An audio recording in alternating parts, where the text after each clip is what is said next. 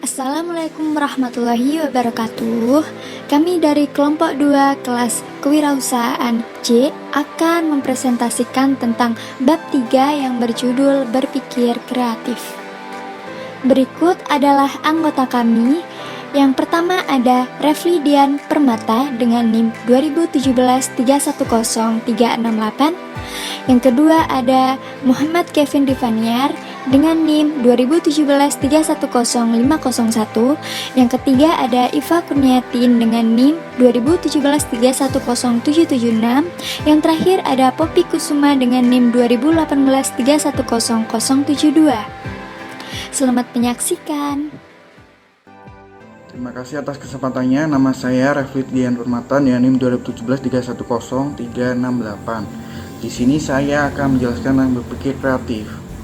Apa sih itu kreatif? Nah, kreativitas menurut Kamus Bahasa Indonesia berasal dari kata dasar kreatif, yaitu memiliki kemampuan untuk menciptakan sesuatu. Sedangkan kreativitas sendiri memiliki arti kemampuan untuk menciptakan atau menemukan sesuatu yang baru yang berbeda dari yang sebelumnya. Menurut Santrok 2007, kreativitas adalah kemampuan untuk berpikir dalam cara-cara yang baru dan tidak biasa, serta menghasilkan pemecahan masalah yang unik. Ada 3 hasil yang didapatkan ketika kita mempunyai kreativitas. Yang pertama, sifatnya itu baru atau novel, yang diartikan sebagai inovatif, belum ada sebelumnya, segar, menarik, dan mengejutkan. Dan yang kedua ada berguna atau useful, yang diartikan sebagai lebih enak, lebih praktis, mempermudah, mendorong, mengembangkan, mendidik, memecahkan masalah, mengurangi hambatan, mengatasi kesulitan, mendatangkan hasil yang baik. Dan yang terakhir adalah dapat dimengerti atau understandable, yang diartikan hasil yang sama dapat dimengerti dan dapat dibuat di lain waktu, atau sebaliknya peristiwa-peristiwa yang terjadi begitu saja dan tak dapat dimengerti, tak dapat diramalkan, dan tak dapat diulangi. Misalnya turunnya hujan meteor. Nggak seperti itu ya maksudnya. Ya maksudnya itu hal yang baru gitu. Misalnya ada penemuan kayak penemuan vaksin corona untuk mengurangi pandemi yang melanda di Indonesia selama beberapa bulan ini. Ya mungkin seperti itu dari saya. Terima kasih. Assalamualaikum warahmatullahi wabarakatuh. Perkenalkan, nama saya Muhammad Kevin Rivaniar dengan NIM 2017310501. Di sini saya akan melanjutkan presentasi dari teman saya, yaitu ciri-ciri kreativitas. Ciri-ciri kreativitas itu setelah kita mengetahui tahap-tahap bagaimana kreativitas tercipta, berikut kami akan menguraikan bagaimana ciri-ciri orang yang kreatif itu. Oke. Menurut David Gemmell, ciri-ciri kreativitas ada 3 kategori, yaitu pertama ciri-ciri pokok, yaitu ciri-ciri pokok itu adalah kunci untuk melahirkan ide, gagasan ilmiah atau pemecahan cara baru atau penemuan. Yang kedua, ciri-ciri yang memungkinkan, yang dimana itu yang membuat mampu mempertahankan ide-ide kreatif sekali sesudah ditemukan tetap hidup. Kemudian ciri-ciri sampingan, yaitu tidak langsung berhubungan dengan penciptaan atau menjaga agar ide-ide yang sudah ditemukan tetap hidup, tetapi kerap mempengaruhi perilaku orang kreatif. Oke, selanjutnya di sini saya akan menjelaskan tentang proses pembentukan kreatif.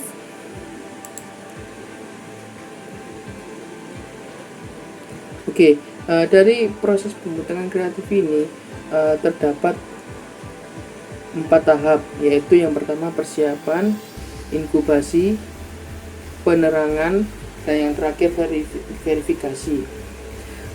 Persiapan itu apa sih?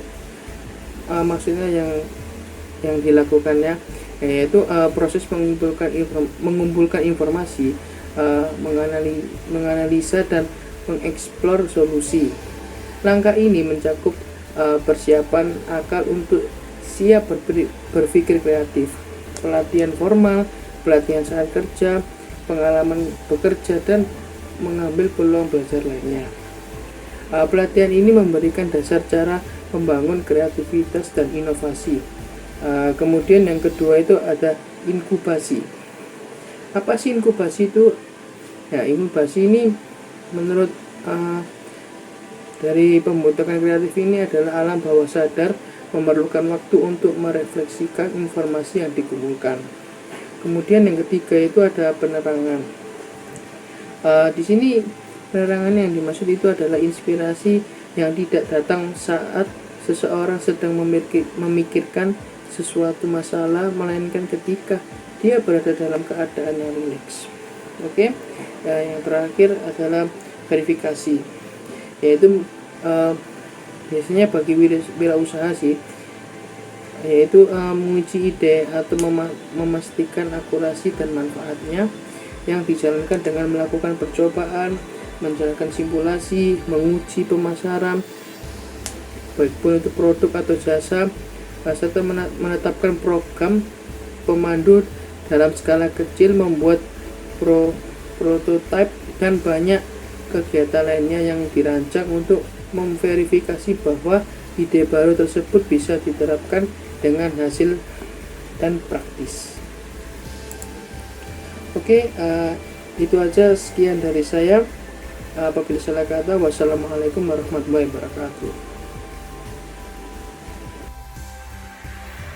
Baik, terima kasih atas kesempatannya. Saya Iva Kunianti dengan NIM 2017310776. Saya akan melanjutkan presentasi dari rekan saya, yaitu kendala dalam kreativitas. Di sini disebutkan ada 7 kendala. Yang pertama yaitu berpikir negatif pada individu dan tim. Maksudnya yaitu fokus pada aspek negatif dari suatu masalah daripada mencari peluang untuk menemukan solusinya. Lalu yang kedua ada takut akan kegagalan. Maksudnya di sini adalah sebuah rasa takut akan kegagalan dan takut tampil bodoh di hadapan orang lain. Lalu ada kurangnya waktu berpikir yang berkualitas dan pengalaman yang menarik. Maksudnya di sini adalah stres, dapat mempersulit untuk dapat berpikir objektif dan menghambat proses berpikir yang alami. Lalu yang selanjutnya, yang keempat, banyaknya aturan dan peraturan, kurangnya kebebasan untuk berkembang. Maksudnya di sini, terlalu banyak peraturan dapat mendorong kemalasan seseorang. Seseorang perlu sebuah kebebasan untuk dapat berpikir kreatif dan mengembangkan kreativitasnya. Lalu, ada membuat asumsi yang belum tentu benar. Maksudnya di sini adalah kegagalan dalam mengidentifikasi asumsinya, membuat akan menghambat proses berkembangnya ide baru. Lalu yang keenam ada terlalu banyak logika, yang dimaksud adalah terlalu banyak menggunakan logika di luar imajinasinya, sintesis dari proses berpikir. Lalu yang terakhir yaitu berpikir tidak kreatif. Di sini maksudnya adalah rintangan yang terbesar adalah ketika Anda berpikir bahwa Anda tidak kreatif atau Anda selalu pesimis sebelum Anda memikirkan sebuah inovasi dan ide-ide gila dari pikiran Anda. Next. Baik, yang selanjutnya ada kreativitas dan inovasi. Peranan inovasi dan kreativitas dalam pengembangan produk dan jasa memegang peran paling penting dalam mengembangkan produk dan jasa dalam sebuah bisnis. Berbagai kesuksesan wirausaha di dunia disebabkan oleh kreativitas dalam mengembangkan produknya. Persaingan yang ketat dalam berwirausaha mendorong para wirausaha untuk memiliki kreativitas yang lebih tinggi. Dan kreativitas tersebut harus dilandasi dengan cara berpikir yang maju, gagasan-gagasan baru yang berbeda dibandingkan dengan produk-produk yang telah ada sebelumnya. Berbagai gagasan-gagasan yang kreatif umumnya tidak dapat dibatasi oleh ruang, bentuk ataupun waktu, dan memberikan terobosan-terobosan baru dalam dunia usaha yang pada awalnya kelihatan mustahil. Saat ini berbagai hasil inovasi yang didasarkan kreativitas wirausaha menjadi produk dan jasa yang unggul. Wirausaha melalui proses kreatif dan inovatif menciptakan nilai tambah atas barang dan jasa yang kemudian menciptakan berbagai keunggulan, termasuk keunggulan dalam bersaing. Perusahaan contohnya seperti Microsoft, Sony, dan Toyota Motor merupakan contoh perusahaan yang sukses dalam produknya karena memiliki kreativitas dan inovasi di bidang teknologi. Sekian presentasi dari saya, selanjutnya akan dilanjutkan oleh rekan saya. Terima kasih. Terima kasih atas kesempatannya. Perkenalkan, nama saya Poppy Kusuma dengan NIM 072. Di sini saya akan membahas tentang elemen-elemen dari berpikir kreatif dan pengambilan keputusan. Di sini ada 4 cara, yaitu yang pertama ada analisis kemampuan pencegahan masalah, yang kedua analistik berpikir logis, terus yang ketiga ada kesinambungan mampu menghubungkan, dan yang keempat ada menghargai sebuah nilai dalam pengambilan keputusan. Dan yang terakhir, kami akan menjelaskan tentang cara mengembangkan kreativitas dan inovasi. Di sini ada beberapa cara, yaitu mengenali hubungan. Contohnya seperti apa? Nah, contoh dari kelompok kami itu seperti orang yang kreatif yang akan memiliki hubungan intuisi tertentu untuk dapat mengembangkan dan mengenali hubungan yang baru dan berbeda dari fenomena tersebut. Terus yang kedua ada mengembangkan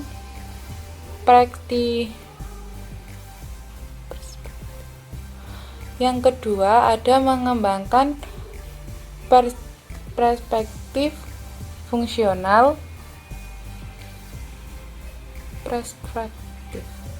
Nomor 2 yaitu mengembangkan perspektif fungsional, yaitu seseorang yang aktif yang akan dapat melihat orang lain sebagai alat untuk memenuhi keinginannya dan membuat